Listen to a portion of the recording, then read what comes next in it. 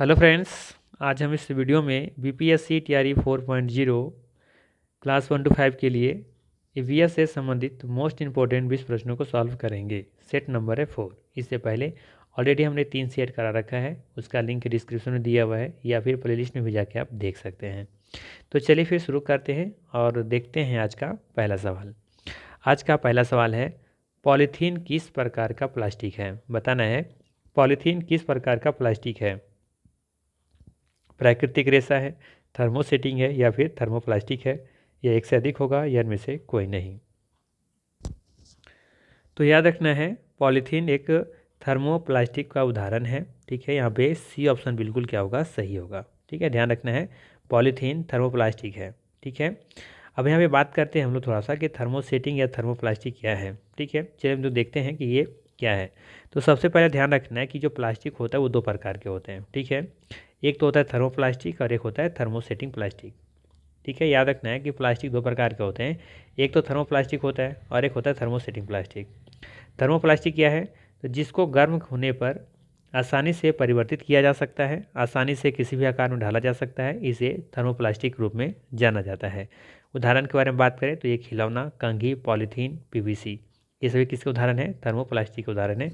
Simple से समझ सकते हैं कि ऐसा पदार्थ, ऐसा प्लास्टिक जिसे गर्म करके हम आसानी से उसका हम आकार बदल सकते हैं, नया रूप दे सकते हैं, उसे थर्मोप्लास्टिक कहते हैं। ठीक है, जैसे आप खिलौना देख रहे हैं, कंघी देख रहे हैं, पॉलीथीन है, पीवीसी है, ये सभी जो है ये थर्मोप्लास्टिक के उदाहरण हैं।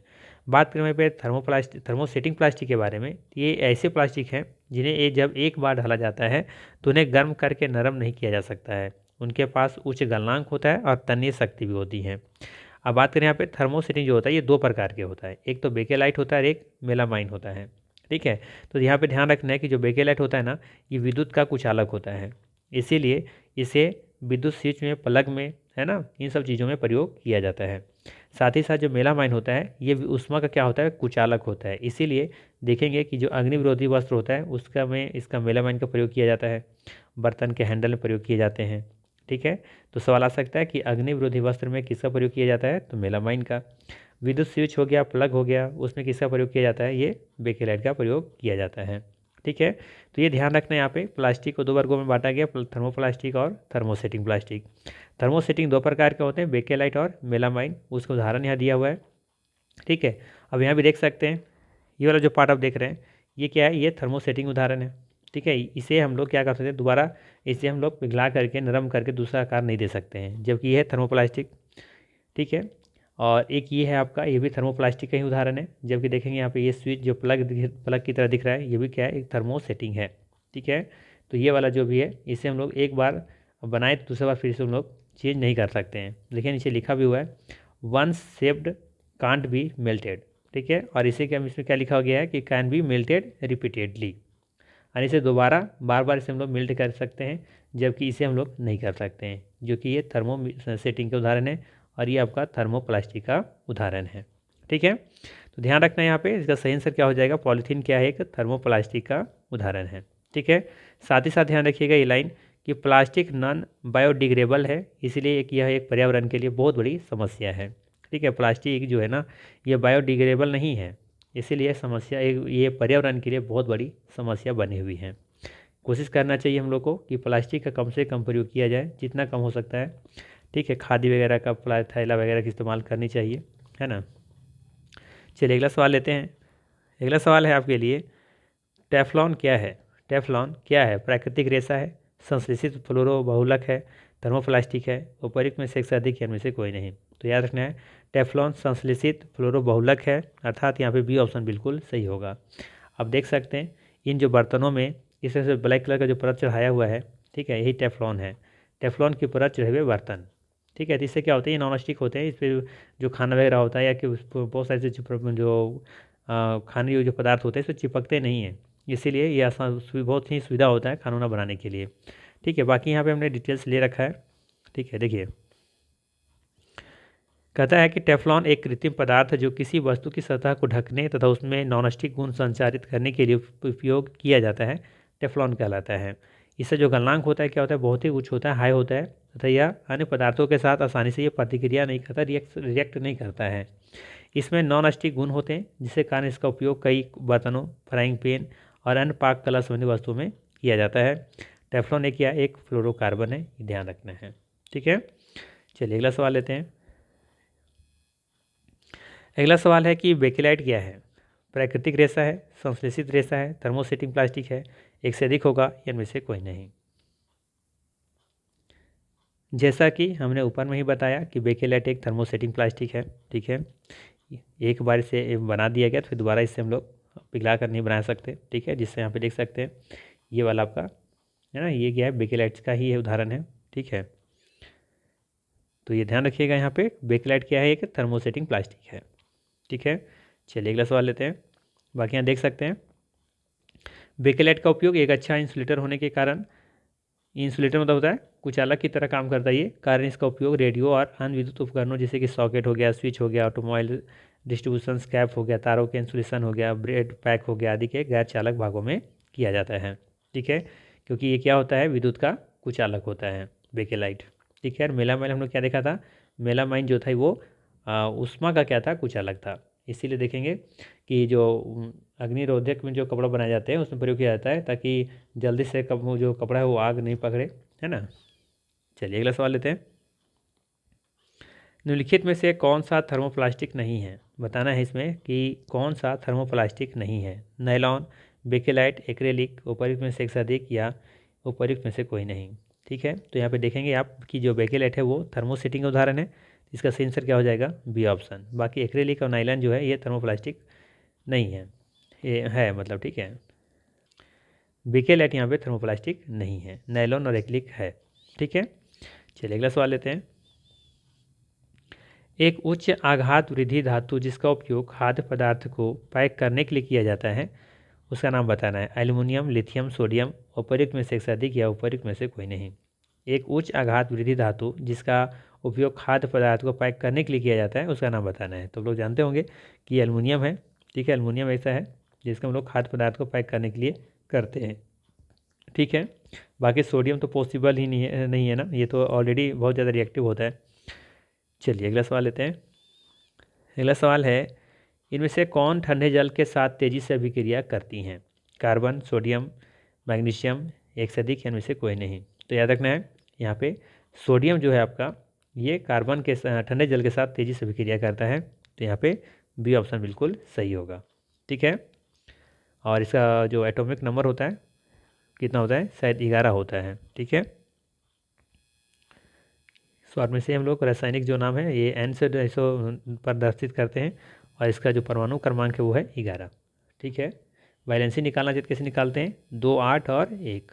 ठीक है, जिससे वैलेंसी 1 निकल जाएगा। चलिए अगला सवाल लेते हैं। अगला सवाल है कि किस अधातु में चमक पाई जाती है? अधातु है लेकिन चमक पाई जाती है। आप लोग जानते होंगे कि जो धातु होते हैं उसमें चमक एक उसमें गुण होता है। धातुओं में एक कौन सा गुण है, उसमें चमक होती है।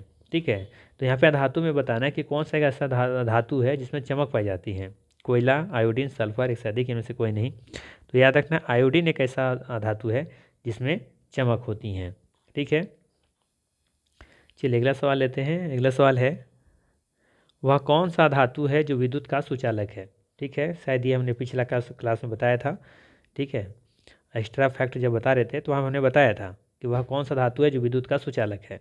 ठीक है, धातु है, हम लोग जानते हैं कि धातु का एक और गुण होता है कि वो ऊष्मा का भी चालक होता है, और साथ ही साथ ऊष्मा का चालक तो होता ही है, साथ में विद्युत का भी चालक होता है। लेकिन यहाँ पे बात हो रहा है अधातु। अधातु हम लोग जानते हैं कि अधातु ऊष्मा का भी कुचालक होता है, विद्युत का भी कुचालक होता है, लेकिन एक ऐसा धातु है जो विद्युत का सुचालक है, उसका नाम बताना है। ग्रेफाइट, प्लास्टिक, लकड़ी, एक से अधिक, इनमें से कोई नहीं। तो याद रखना है यहाँ पे ग्रेफाइट क्या है, एक अधातु है और ये विद्युत का सुचालक होता है। ठीक है, ग्रेफाइट आप देख सकते हैं, आपके पास पेंसिल होगा, पेंसिल के अंदर जो देखेंगे कि जो जिससे अब लिखते हैं नीडल जो होता है वो किससे बना होता है, ग्रेफाइट का बना होता है। ठीक है, गलती से भी कभी पेंसिल को सॉकेट वगैरह में डालने का प्रयास नहीं कीजिएगा, क्योंकि ये विद्युत का होता है सुचालक, तो हो सकता है पीछे से आपका करंट लग सकता है। ठीक है, जैसे अगर इस तरीके से है पेंसिल है,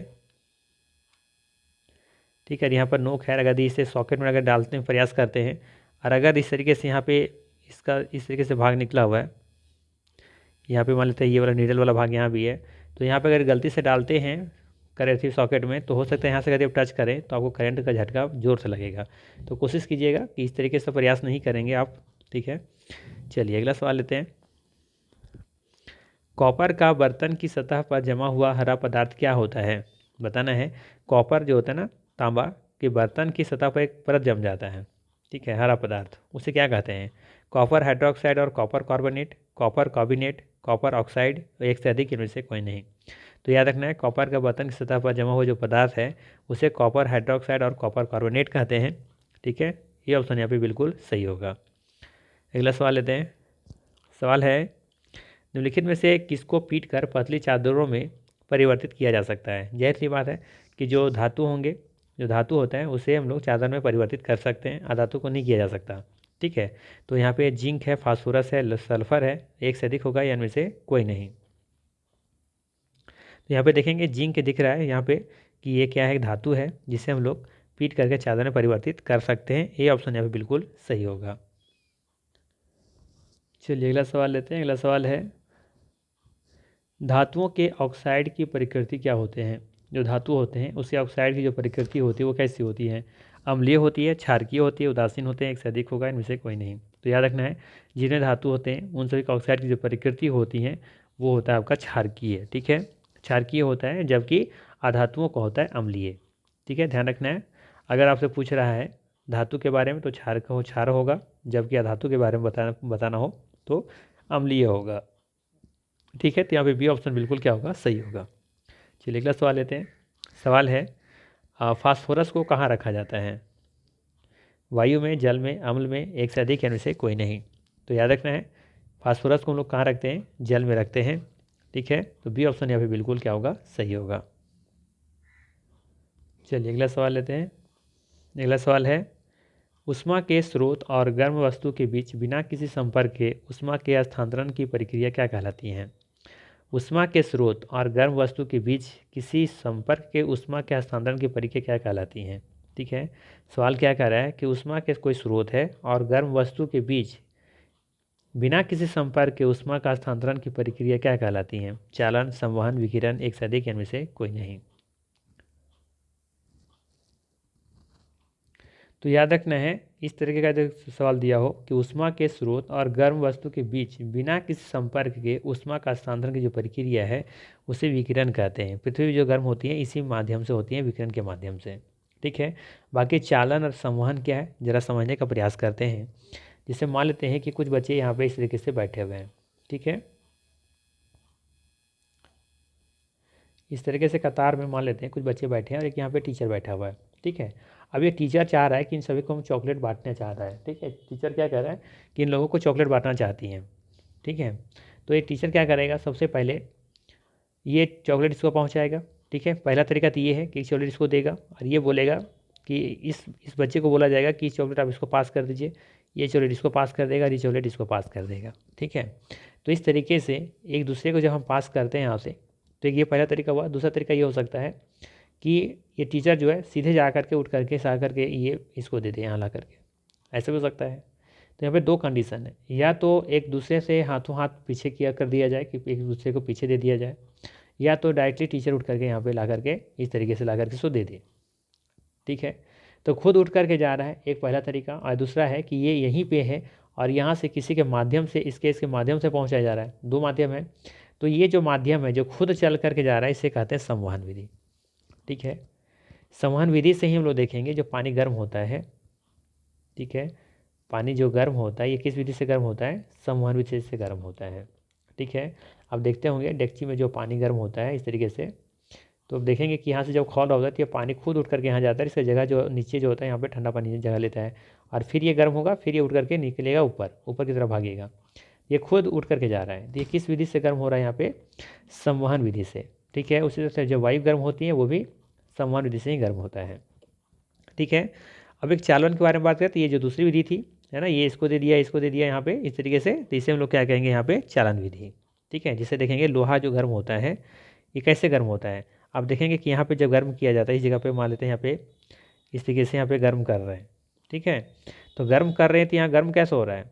यहाँ पे गर्म हो रहा है देखिए, लेकिन देखेंगे ये वस्तु यहाँ पे गर्म हो जाता है, वजह क्या होता है, क्योंकि ये जो होता है ना यहाँ पे गर्म होने के बाद ये क्या करते हैं, एक कण जो होता है दूसरे कण को क्या करते हैं, ट्रांसफ़र कर देते हैं, ऊष्मा को क्या करते हैं, ट्रांसफ़र करते चले जाते हैं, ठीक है, हस्तांतरण करते चले जाते हैं, जिसकी वजह से यहाँ पे ला करके यहाँ भी गर्म हो जाता है। तो ये कौन सी विधि से गर्म हो रहा है, ये चालन विधि से गर्म हो रहा है, ठीक है। तो ध्यान रखना है संवहन विधि क्या है, चालन विधि क्या है और विकिरण विधि क्या है। सवाल पूछा भी जा सकता है किसी भी तरीके से, ये किसका उदाहरण है, चालन का, संवहन का या फिर विकिरण का, ठीक है। तो विकिरण का तो यहाँ पे डिफिनेशन दिया ही हुआ है, चालन का हमने बता दिया और संवहन का भी हमने बता दिया, ठीक है। यहाँ पानी गर्म होना और साथ ही साथ अब देखेंगे यहाँ पे वायु का गर्म होना, ये संवहन विधि का उदाहरण है, जबकि यहाँ पे चालन की विधि कैसा होगा, जब एक ही वस्तु देखेंगे कुछ इस तरीके से गर्म हो रहा है यहाँ पे, तो यहाँ पे देखेंगे कि वो इसके जो कण है क्या उठ करके खुद यहाँ जा रहा है, नहीं ना, ये कण उठ के तो खुद ही नहीं जा रहा है, ये खुद यहाँ पे गर्म हो रहा है और अपना ऊष्मा फिर इसको दे रहा है, फिर ये जब गर्म हो जाएगा तो अपने ऊष्मा इसको दे देगा, फिर ये गर्म होगा तो इसको दे देगा, इस तरीके से ये ट्रांसफ़र होते जा रहा है, ठीक है। इस तरीके से कोई भी इस तरह जो धातु होते हैं गर्म होते हैं, यानी कि चालन विधि से ये गर्म होते हैं, ठीक है। तो ये समझ में आ गया होगा आई थिंक। चलिए वे लेते हैं अगला सवाल। अगला सवाल है यहाँ पे, काला सोना किसे कहा जाता है, तेल, पेट्रोलियम, दूध, एक से अधिक या इनमें से कोई नहीं। सिंपल सा सवाल था, ये पेट्रोलियम को कहा जाता है काला सोना, ठीक है। चलिए अगला सवाल लेते हैं, और ये शायद आखिरी सवाल था, शायद आप लोग से चीटिंग हुआ है आज 4 क्वेश्चन का, ठीक है। खैर कोई बात नहीं, नेक्स्ट क्लास में हम मैनेज कर देंगे। चलिए सवाल है, घरेलू ईंधन के रूप में किसका उपयोग किया जाता है, ठीक है। घरेलू ईंधन के रूप में किसका उपयोग किया जाता है, सीएनजी, एलपीजी, सीएफसी, एक से अधिक या फिर उपयुक्त में से कोई नहीं, ठीक है। तो ध्यान रखना है यहाँ पे, इसका सही आंसर हो जाएगा बी ऑप्शन, एलपीजी का प्रयोग किया जाता है, लिक्विफाइड पेट्रोलियम गैस, ठीक है। और इसमें क्या भरा होता है, ब्यूटेन और प्रोपेन, ठीक है। एलपीजी में ब्यूटेन और प्रोपेन भरा होता है, ये ध्यान रखिएगा। वहीं बात करें एलपीजी का फुल फॉर्म के बारे में, तो इसका फुल फॉर्म होता है लिक्विफाइड पेट्रोलियम गैस, ठीक है। वहीं सीएनजी क्या होता है, तो सीएनजी याद रखना है कंप्रेस्ड नेचुरल गैस होता है इसका फुल फॉर्म, ठीक है। तो ध्यान रखना है यहाँ पे कि सीएनजी जो मीथेन से बनी होती है, बहुत ही कम जो है ना ये ग्रीन हाउस गैस का उत्सर्जन करती हैं, जबकि एलपीजी जो गैस होती हैं ये कार्बन डाइऑक्साइड जो होता है ये अच्छा खासा मात्रा में उत्सर्जित करती हैं, ठीक है।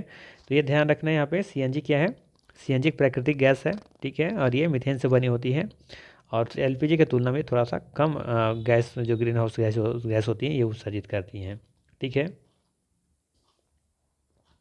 वही बात करें सीएफसी के बारे में, तो ये होता है क्लोरोफ्लोरोकार्बन, ठीक है। ये क्या होता है, क्लोरोफ्लोरोकार्बन होता है, ठीक है। और ये कि ज्वलनशील रसायन होता है जिसमें कि कार्बन, क्लोरीन और फ्लोरीन के परमाणु इसमें भरे होते हैं, ठीक है। तो ये ध्यान रखना है यहाँ पे। तो ये था मोस्ट इम्पोर्टेंट 16 MCQ। आज तो थोड़ा सा सवाल कम लिए गए हैं, इसके लिए क्षमा चाहूँगा, बट अगला को जो सेट होगा उसमें इसकी भरपाई कर देंगे हम, ठीक है।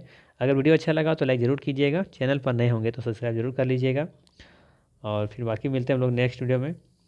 Thanks for watching.